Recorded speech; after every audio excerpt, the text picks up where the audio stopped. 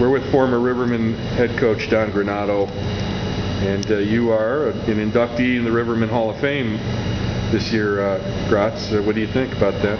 It's pretty special. This was a special place. The only issue I had with coming and going from Peoria was the fact that it was only for 1 year. So that was a bummer. It was a great place to be, and certainly a lifetime of memories just packed in the 12 months that I was here. You know, every time we meet up someplace, we talk about that season, 99-2000 season, and the ECHL championship that your team won. What pops into your mind most about that team and what it went through? Well, I think you hit the one word you used there was team. You know, it was anytime you win a championship it's special, but the biggest thing that I take from that was you don't do that.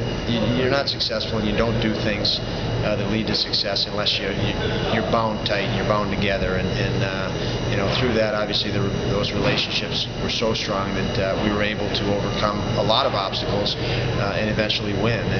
And of all the memories I have, it's of the great people that we had on the team, on the management side with Bruce Sauer and Ann Griffith, from our training staff, you know, Jamie Healy.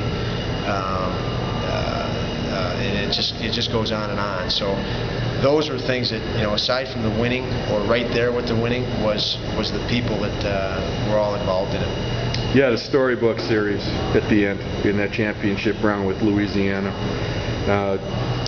Sometimes we don't even know where to start in talking about that.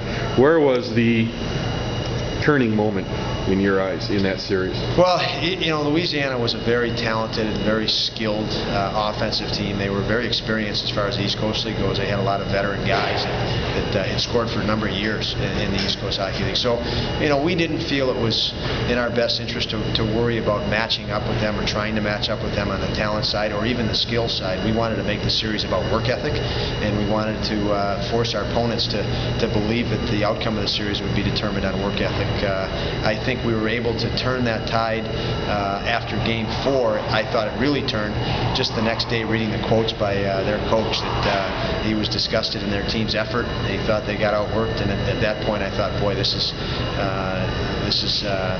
may tip in our favor now if they're going to now take pride and want to pride themselves on outworking our guys. I just didn't think that was going to happen. In the meantime, obviously, our guys gained a lot of confidence, knowing that, hey, we may be playing against a better skilled team, but we do have an edge in work ethic, and we're going to go with that. And, of course, what happened was a historic series where you swept 3 games down there from a team that had won 22 straight at home and went on to finish out a championship up here with some great players like Jason Christie, who shares your bench now with you in Chicago, and Fitzpatrick, and another Hall of Fame inductee with you, Joe Rybar. Yeah, it's, you know, and of course you mentioned 3 there. You and I before this just rattled off every player on the team, and you know, they're all special. Every one of those guys was special to me.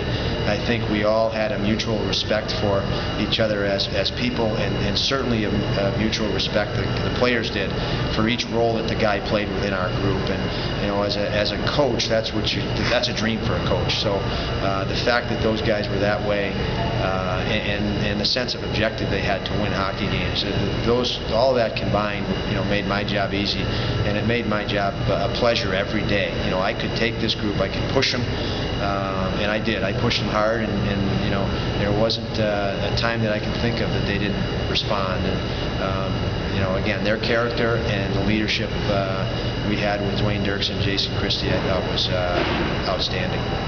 Well, Coach, congratulations on entering this Hall of Fame, and now head coach of the Chicago Wolves. Terrific rivalry here with Peoria. Good luck to you. Thank you very much. Great to be back.